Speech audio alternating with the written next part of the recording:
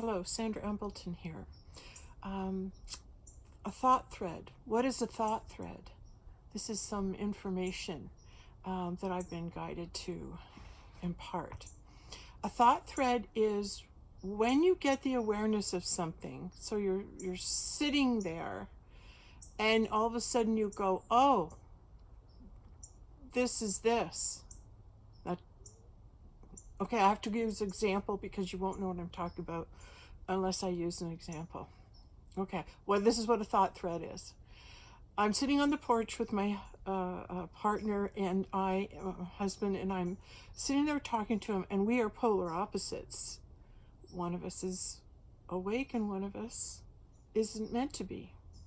And that's okay because we exist in opposites. And my light needs the shadow to shine. And that is why the polar opposite is very important, because we're composed of the yin and yang, the light and the dark. So without my awareness of the density and the fact that not everyone is ascending at this time, coming to that conclusion and receiving that awareness and moving it into your knowing. Okay, so a thought thread is moving from the awareness of it to the knowing of it. That's a thought thread. From the awareness of it to the knowing of it.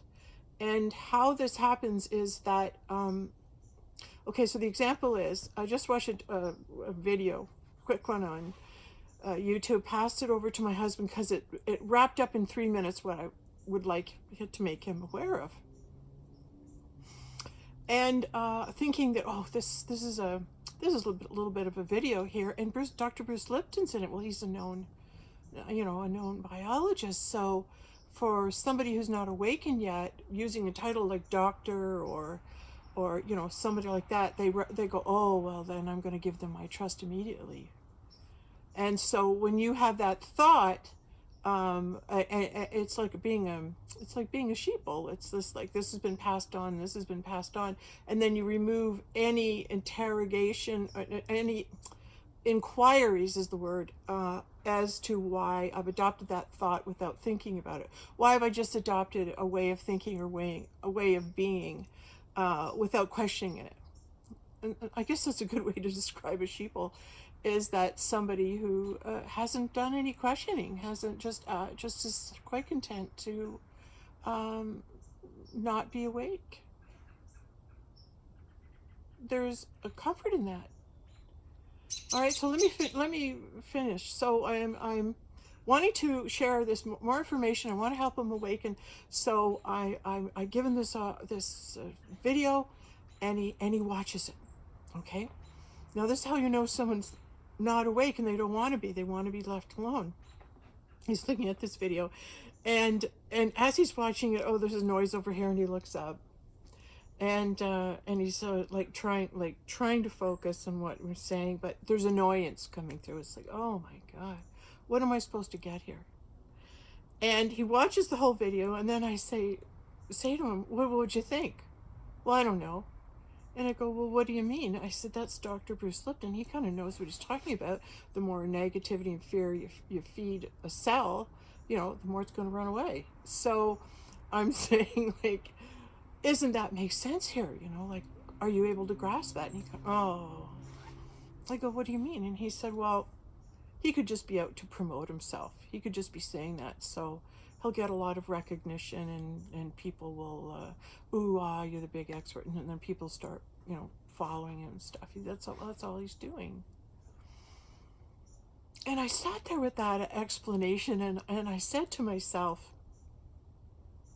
wow, that's the thought you're going to use to disregard testimony from Dr. Bruce Lipton. You're going to have that thought.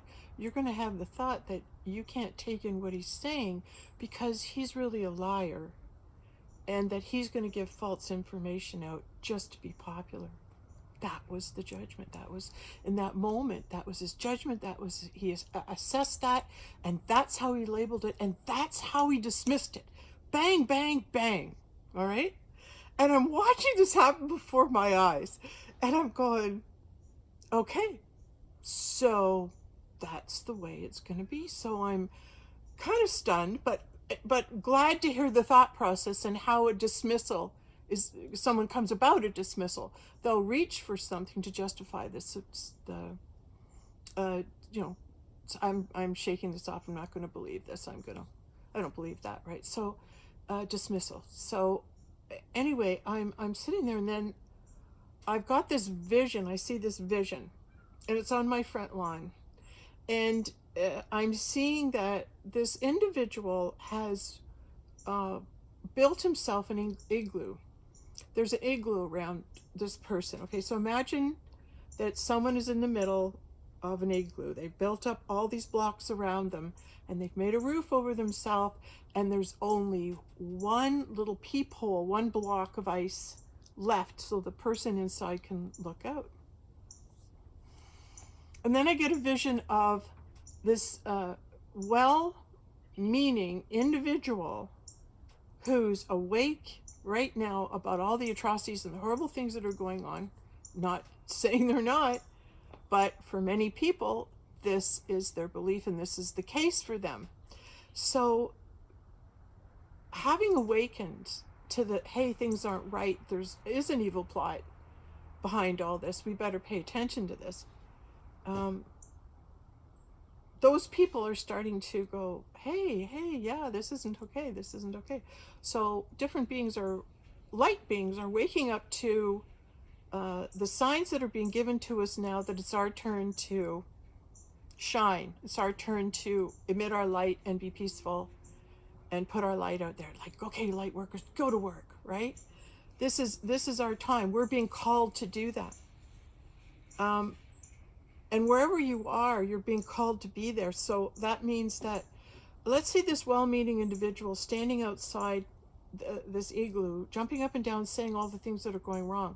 And the person in the igloo who's really well protected because he's built up a wall, so he doesn't have to hear any reality. He just wants to be happy where he is. He's quite content there without knowing all the things that are going on.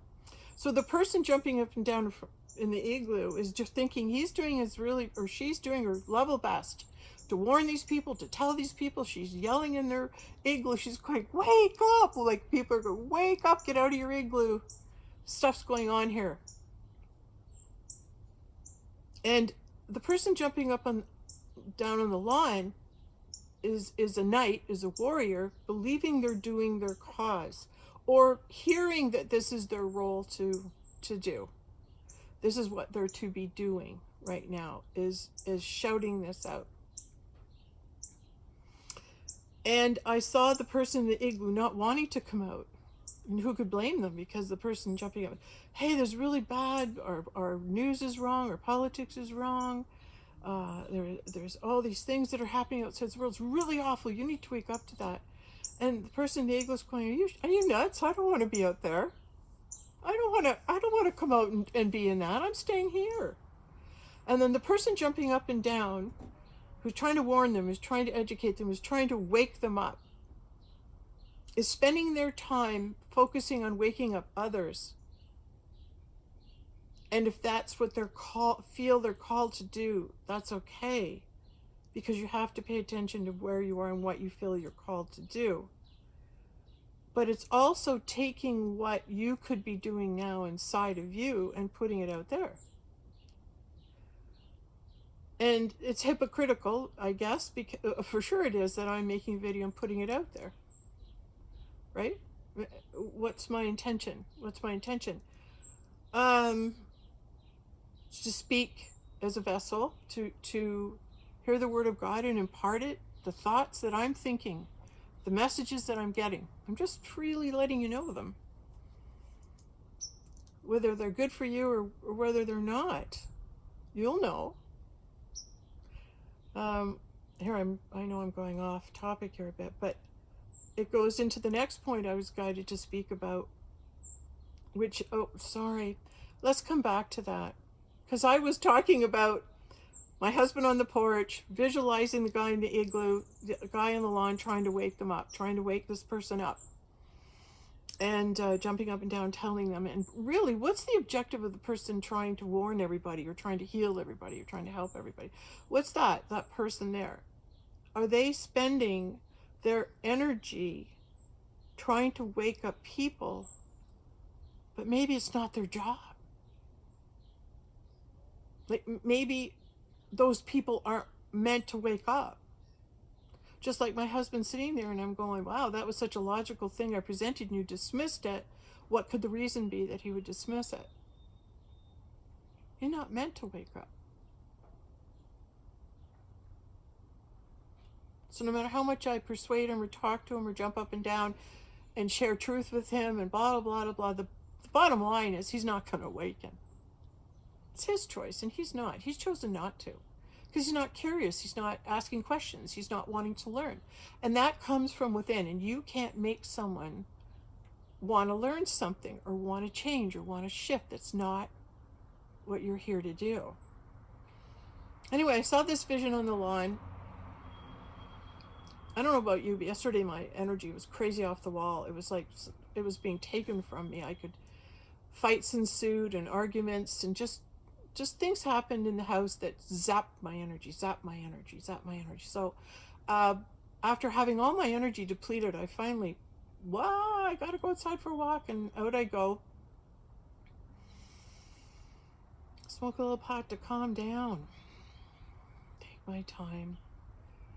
Let myself just be led where I'm meant to go, and over I go to this wonderful field, and I start lying down on the grass. I didn't feel like walking. I just needed to bring my energy back up. So now I'm lying down on the grass and I'm looking up at the sky and I'm looking at, wow, how beautiful are those pine trees? Those are such great pine trees. I can see through the sky, even those two little pieces that were glimmering out, and they had very long, fine pine needles, and the sun was shining through them, and I could see every one of their needles. I went, how could I have missed the beauty of that? How could I have missed the beauty of that? When's the last time I lied down in the grass and looked up and just spent some time? It was when I was a child. It's when I was a child. I remember being a child. I remember lying on the ground, and then I remembered grabbing onto the grass and as hard as I could and trying to pull it. So I did that. I'm going, yeah. I started playing on the grass. I started feeling the grass. I started lying down and surrendering into the ground. And I started to see the beauty around me. That's what a child does. Like, it's actually what they go out and they do. And it's because they're so magnificent when they first come into us, come into the world, come here for us. They're so filled with wonder. They're so filled with that God energy. And I think that's why so much of they've been targeted at this time right now to take their energy from us, because the earth needs that love, that wonderment, that childlike play in order to get back to who we are. And that little child inside of me, as I was lying there, I just listened to God, and then the knowing came into me. You can't awaken anybody.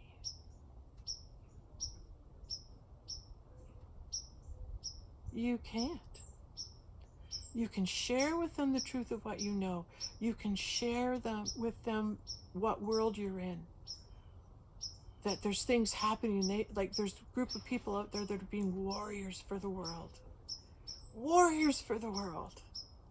Thank God, because I'm not there with them, having to do that frontline work, but I can be kept safe behind the lines a bit so that I can do my work, which is speak what I'm hearing, which is just be this person, this voice that's helping to, am I helping? I don't know. I'm just doing what I've been called to do, and it makes me happy to do this, so I'm going to do what makes me happy. And yes, I guess the true intention behind sharing all this is the hope that goes with it, that those people that are light workers who are wanting to connect with other light workers and do the work. Keep doing the work. Try not to get caught into the fear and go back into yourself constantly. Keep coming back to yourself. It's me. I'm the one that's to produce the energy. I'm not to look to anyone else to do it. If I'm one of the energy producers, I'll be one of the energy producers. And it's those people that are to produce the peace and the love. Those are the people I'm really talking to. There's other people that'll speak to those that are the soldiers and whatever, but it's about, truthfully, what you're awakening to as who you are and what your purpose is to be in all this. Why is this all happening around us? What's going on? What's my purpose? If you're not here to wake anyone up because you can't do that, then could it be possible that you're here because we need you to awaken that you're a light? And that you are a light, and because you're a light, go into meditation and be peaceful and see us doing well. See the world do well. See the world fill up with love. See love conquering, God conquering, the good moving out. Just moving out. And lying on that grass there, when I looked up, I heard, like, what if it's not my job to awaken anybody? Because it's not my job, it's God's job. Oh. Is that God's job to awaken somebody? Jeez, I thought it was mine.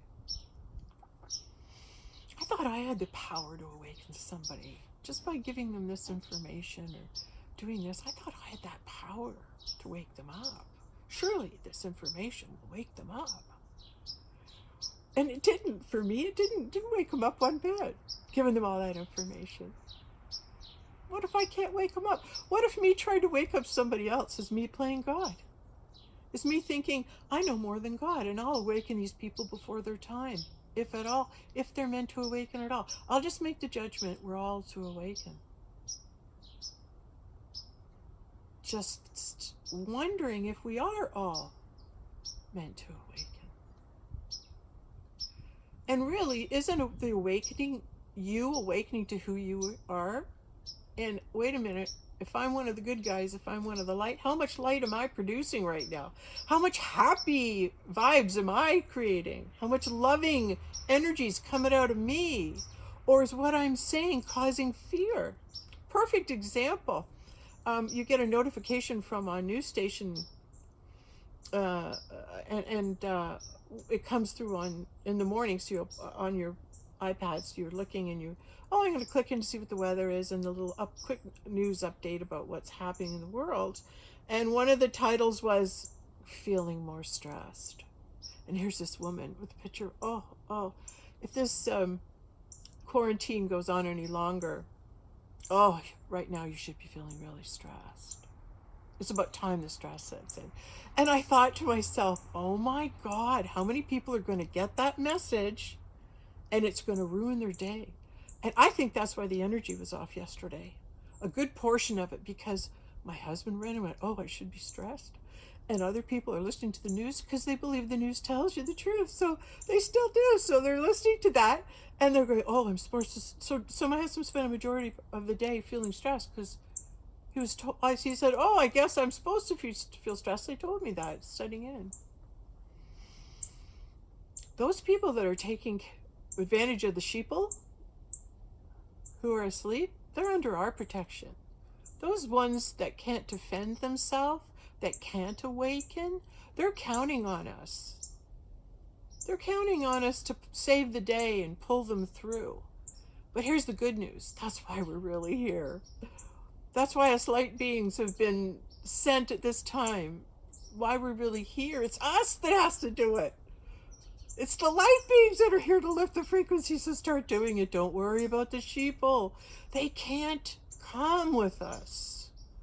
They're counting on us to do it. And that's why we came. So we can do it.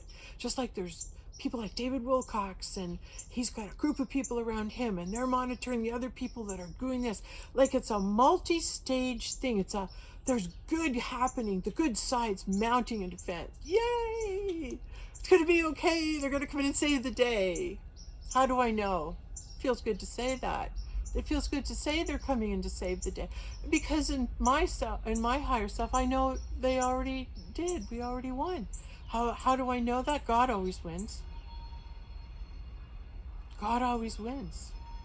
And when we go into the fear that is so great that we think the other side's going to win, the dark side's going to win and wipe us out and eliminate all the good, when we go into that deep fear,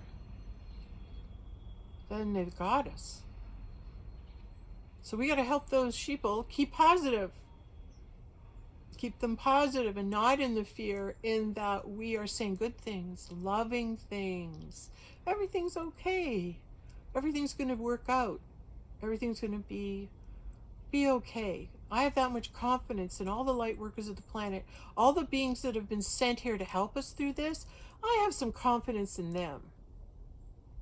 I have some good confidence that those beings aren't here for nothing. And the good side does so have a strong defense.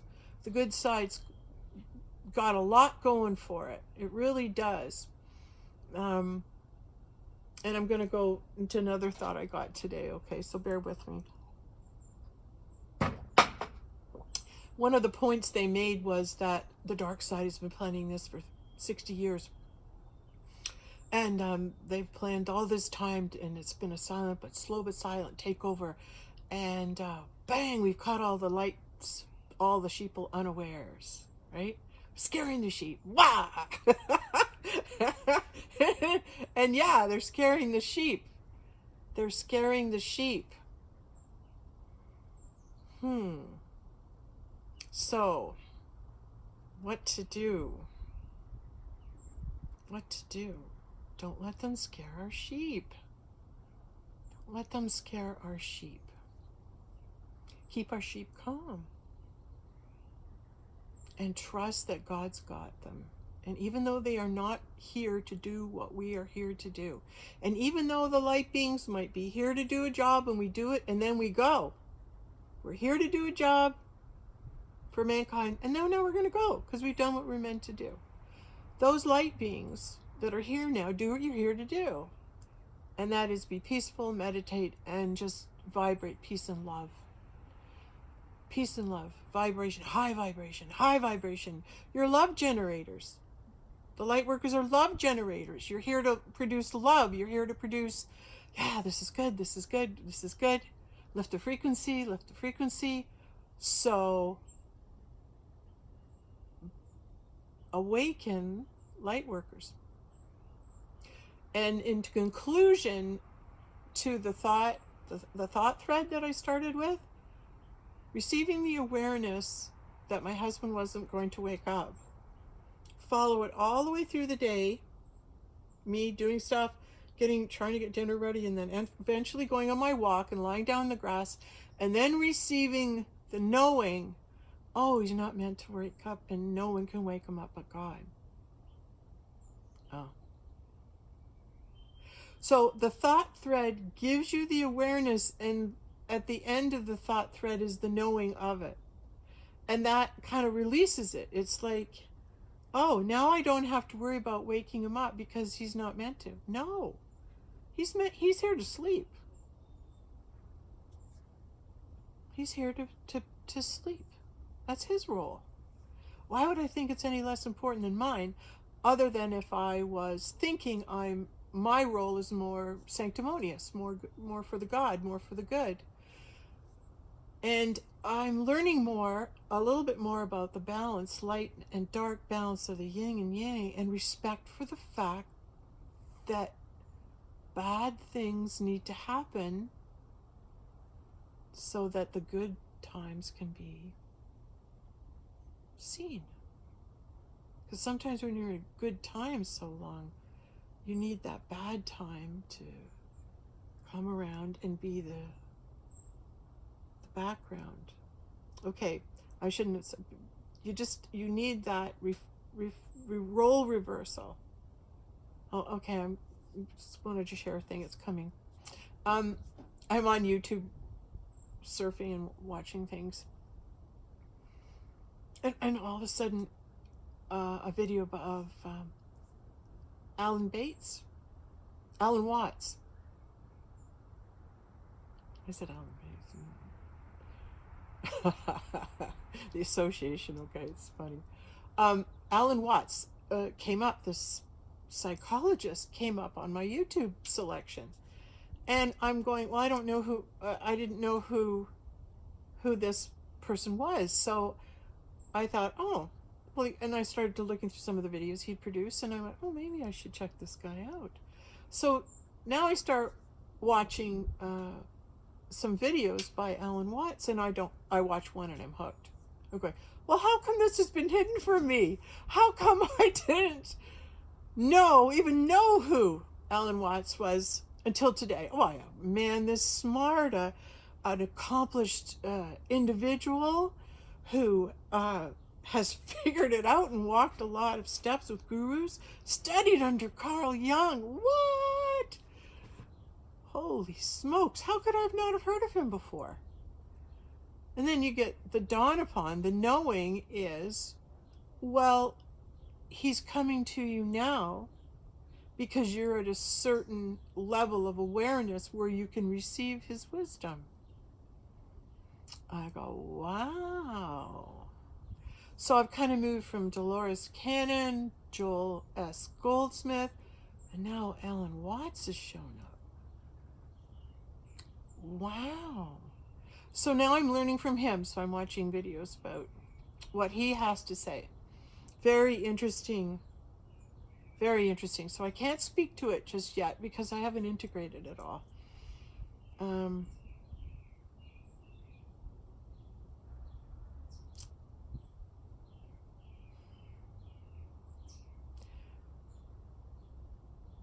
Just remember, what you need will come to you. It just shows up. And my negative side, I'm looking at some things, and I've gotten into trouble before where I have wanted to have something happen and inflicted myself on others because it was my will that I wanted something from them. And I'm starting to see how people can feel that, and that's not right of me to do that.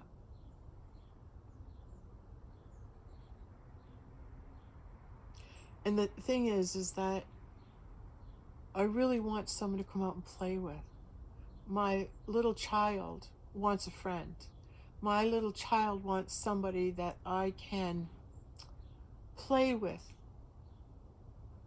Not just physically play with, but mentally play with.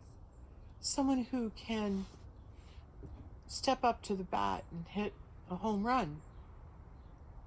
Somebody who can hear what I have to say and not only understand it, but give me more daily bread.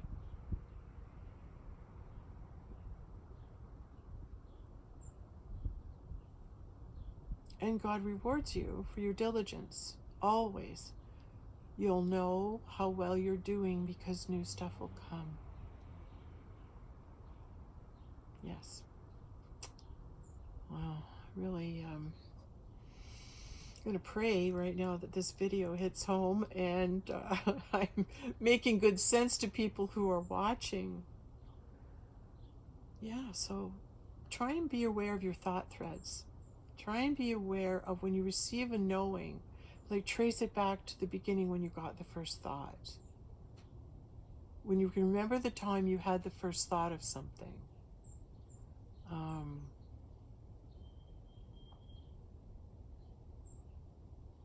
Okay. When I was watching these videos, Alan Watts said, this is what I remember. This is the first thing I remember. And this is from that day on, I molded my life around pursuing that thought. I believe my thought is, if I were to do the hardest thing in the world, what would it be? Like, don't shoot for anything under that, Sandra. No, it's just like the thought comes, if I could do the greatest thing, the hardest thing, the greatest thing, what would it be? What would it be? What could I accomplish this lifetime? What do I want to pursue? What interests me? What do I really want to find out?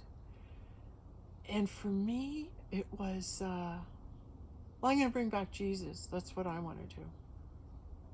Yeah, I'm going to devote my life to doing that. Why not? I wonder where it'll take me.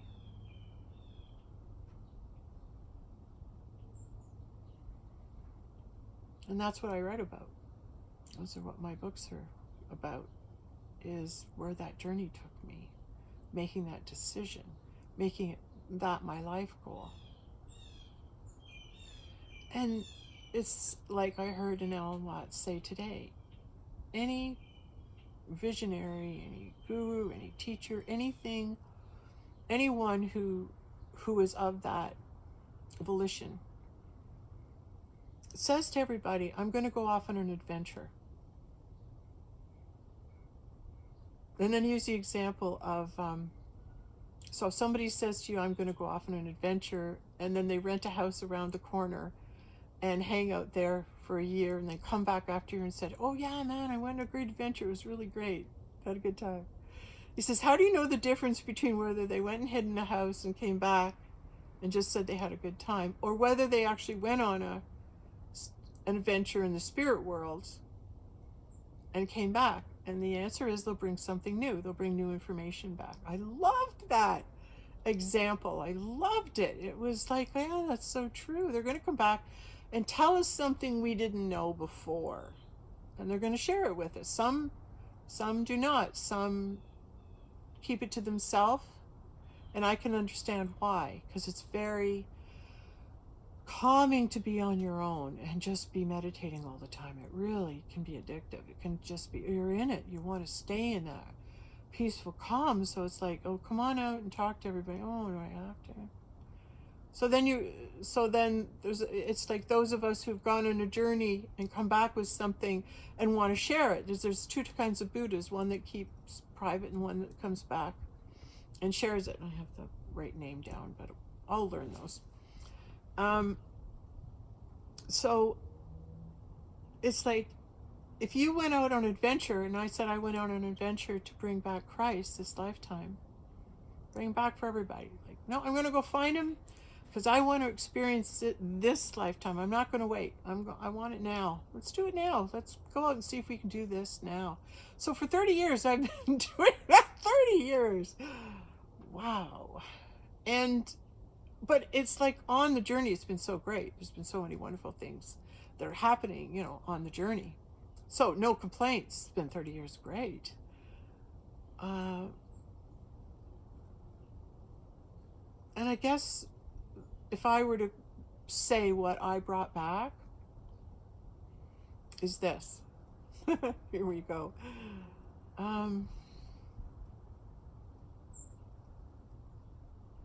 If you pursue God and love God above all, you'll meet him. He'll come to you. He'll come to you where you are, and you'll see him or her in another.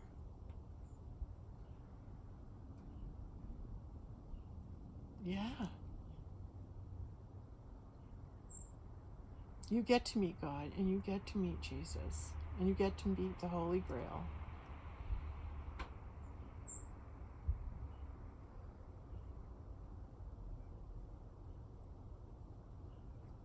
And how did I do it? I pursued God with all my heart, with all my might, with all my strength. I focused on loving God so much until I had the type of relationship with him that I could hear.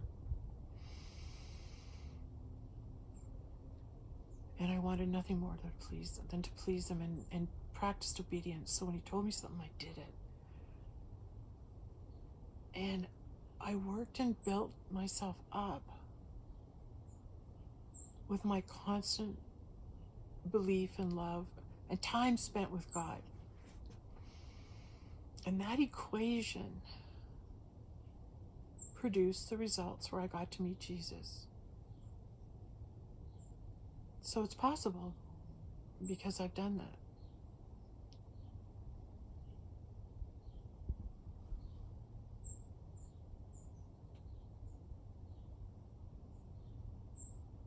I'm trying to think if there's something else I can say about that. Long video. Oh my gosh.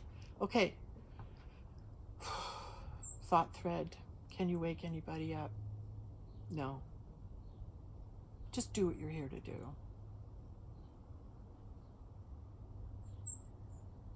And I have a new guru that I'm going to study hard under.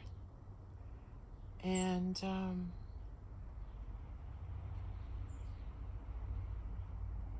I guess my thought too is that I'm going to do my best to start sharing with you more and more of the things I discovered in that 30-year journey that led me to meet Jesus, because I think if everybody wants to, they can.